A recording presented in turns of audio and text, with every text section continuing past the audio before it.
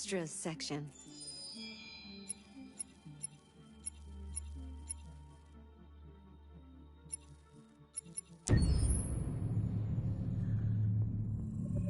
Detroit become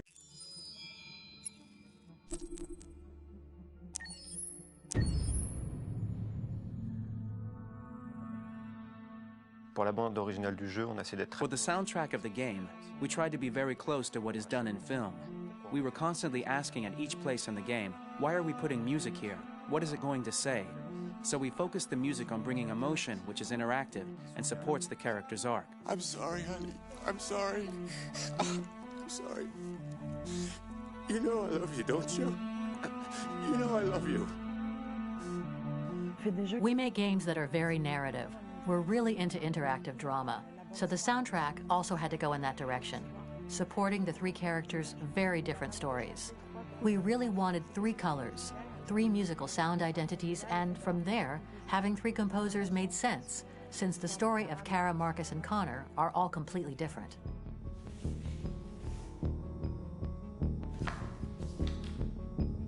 You recognize him? It's Carlos Ortiz. For Connor, we wanted a soundtrack that could be very cold and very mechanical, very machine-esque somehow. For Kara, we wanted a soundtrack that would be very moving and emotional. It was about the quest for identity, but it was also a journey about love and empathy. And for Marcus, we wanted something epic, something that would really represent the grand aspect of his quest. And we were very fortunate to find three incredibly talented composers, and working with them has been a dream, honestly.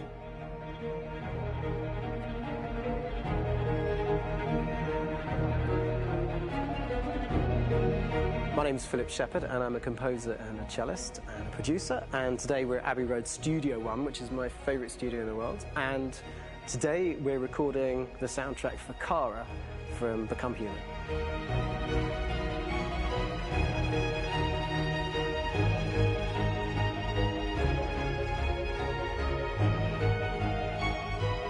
So when I compose a big project, I often travel just to kind of get out, and get some fresh air and some inspiration. And I go hiking and traveling in Montana a lot. I had a log fire in the room that I was staying in, and the flames were kind of making absolutely direct music. And it became the basis for Kara's theme, and it sounds something like this.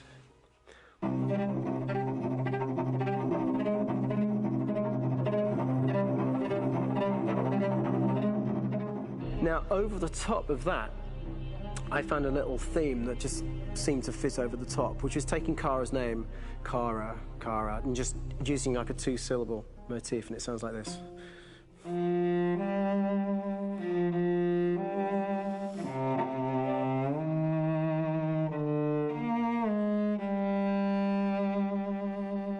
going to pull through this, Alice.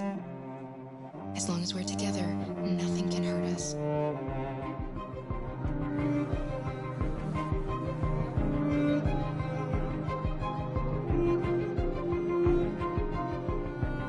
And all the time that's fitting over.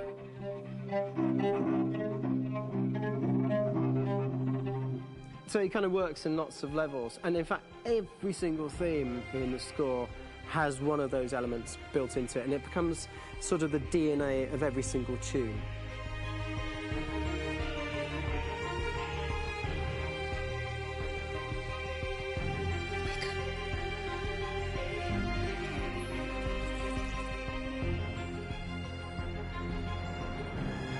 For me, writing this theme for Kara, I actually had to tap into what it feels like to be a father to daughters. I really had to tap into everything I feel about my daughters and thinking, well, if I had to write music for them and that sense of trying to protect them but also give them the freedom, that's totally where it came from. Because each composer has been given the sort of narrative responsibility for very different characters, I haven't had to sort of go into other styles. I can actually be very loyal to this particular character and sort of hopefully encapsulate her. But it means also I've suddenly become very connected to this character. And if for some reason it goes to game over early, I'm getting mortified, you know? They're over there! Starting a new project for me personally, it's always finding the right tone, finding the right color, I like to call it. For me, it's finding that right texture that actually sits against picture really well. One of the biggest things is I created custom instruments for Connor.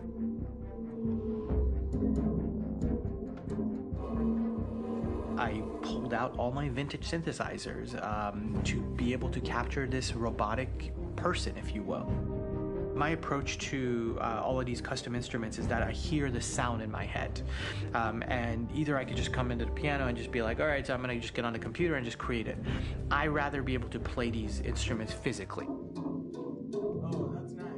If you can do the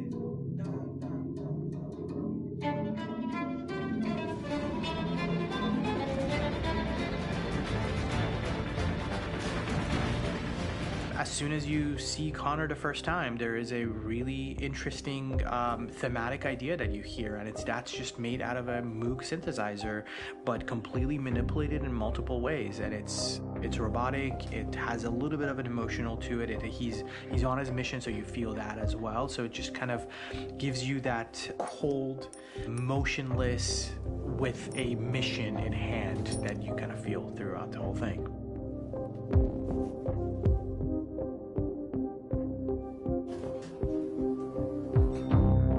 Because the music evolved, one of the things that I was very weary and I was very kind of focused on was the way that the music has to evolve. So my idea behind it was that Connor is a singular android that could at any point become a deviant or could actually stay as an android.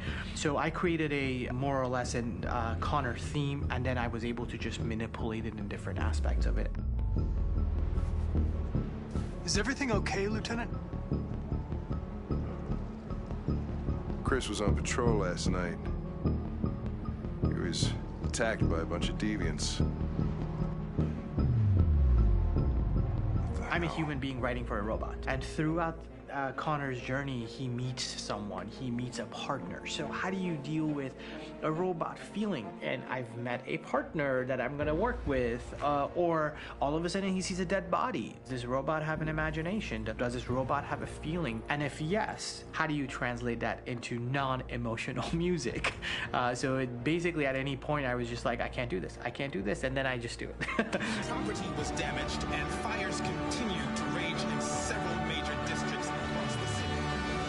Some people are asking, have androids become a threat to our security? When I first started really digging in on Marcus, the one thing that I really tried to capture was the transformation process. You know, Marcus is this android that evolves over the course of the game and really goes from kind of figuring out that he's more than just an android. You know, he's starting to develop kind of a human soul in a way. Try to imagine something that doesn't exist, something you've never seen. Now concentrate on how it makes you feel and let your hand drift across the canvas. The other side of Marcus that I really latched onto was that he almost became a savior for a lot of the other androids in the game. So when I started developing the theme for Marcus, I really made it like a church hymn.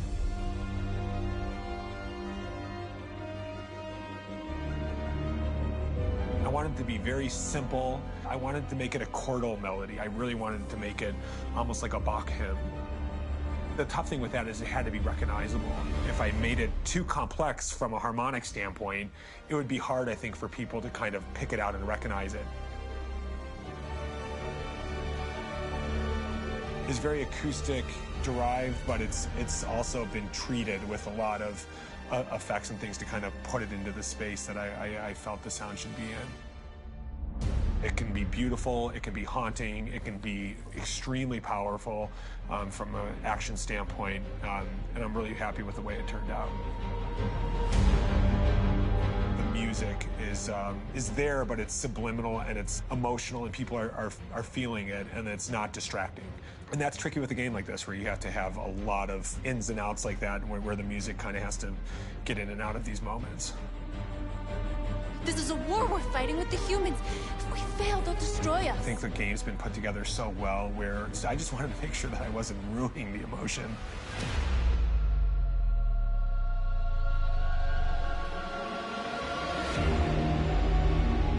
I got to be honest, when we first started on this path, I said, oh man, this could be pretty messy, you know? I mean, it could feel disconnected, but I mean, it's amazing how they really guided us and got us to really kind of all be in the same world, but at the same time feeling completely different. So it's really going to stand out and kind of be one of those games where people are really going to notice the music and kind of how it was crafted, and you know, and all the hard work that went into being able to pull it off in a graceful way.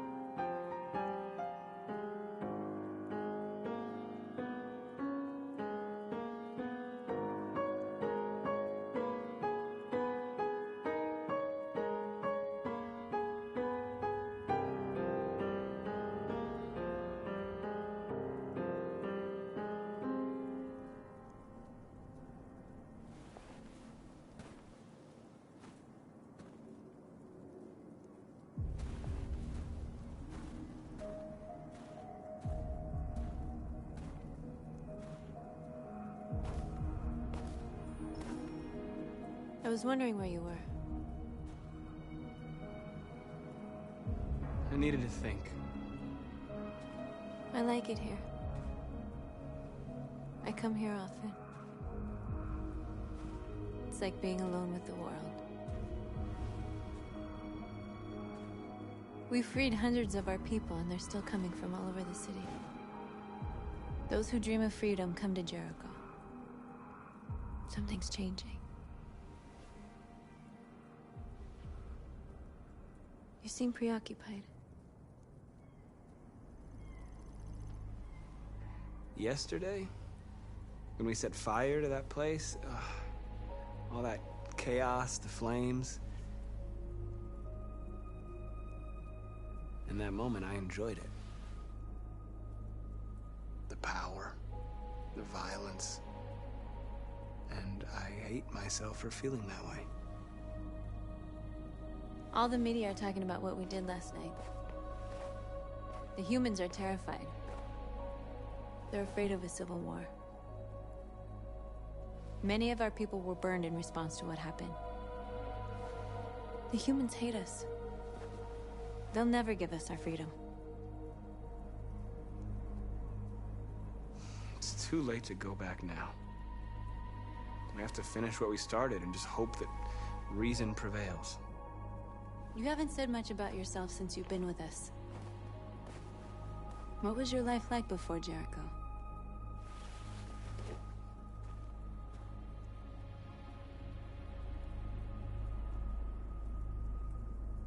I was living in a bubble in this world that belonged only to me.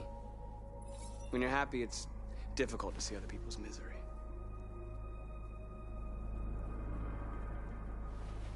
What about you? You never told me about your past. What did you do before? I don't want to talk about it.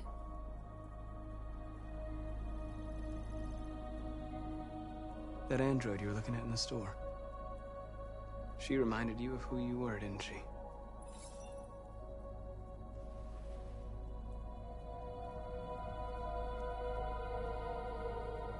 We all have something we want to forget. But you need to know where you come from to know who you are. I was nothing. A doll in a distributor program to satisfy humans. Just a toy designed for their pleasure.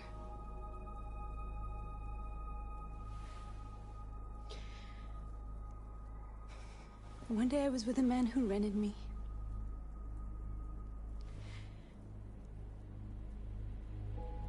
And without knowing why, I realized I couldn't take it anymore. I strangled him and I ran away. There, now you know everything. I shouldn't have told you.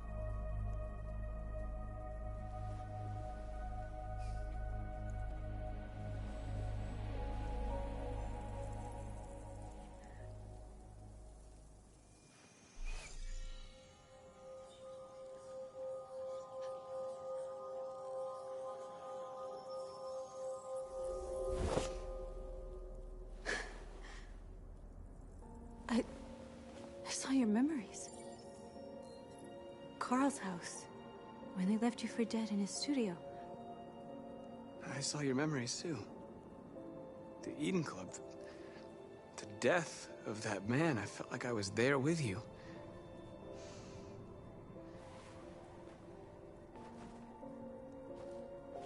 North.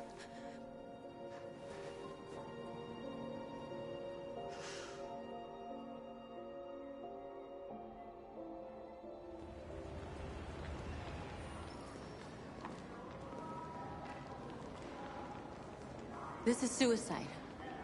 We'll all be killed. Please, Marcus. It's not too late to change your mind. You don't understand. We're finally gonna show them who we really are. This place will go down in history. We'll be killed on the spot. That's a risk I'm prepared to take if it means freedom for our people. Marcus, please don't do this. They'll understand. We'll make them understand. This is the only way. There are androids here who could join us. The more we are, the stronger our message.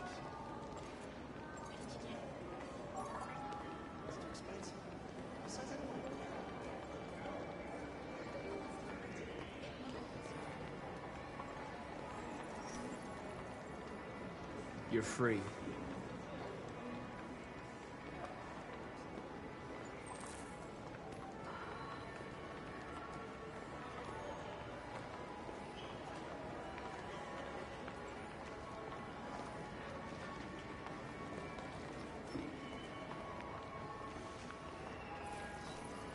You're free. Still? Seeing women talk like that? Person fucking. Hey, don't be like that.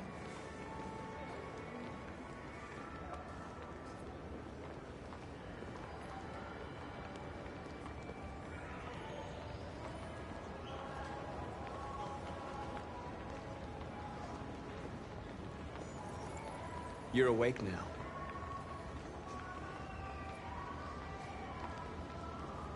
Think about it. Androids are everywhere, and they listen to everything. Come with us.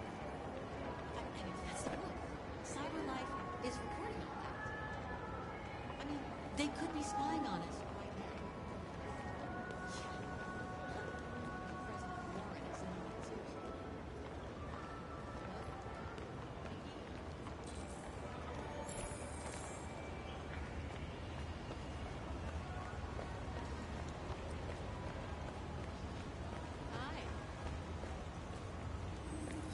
You don't have to obey them.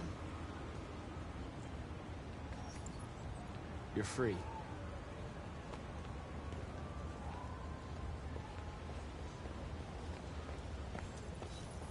You're free.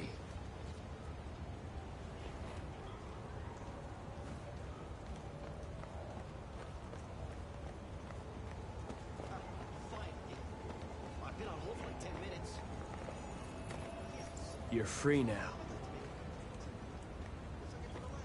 Hey! Where do you think you're going? You get back! Leave him alone. He's chosen to be free.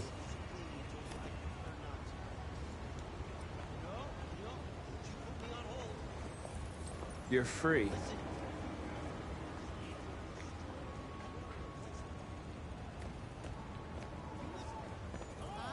I need to block the street.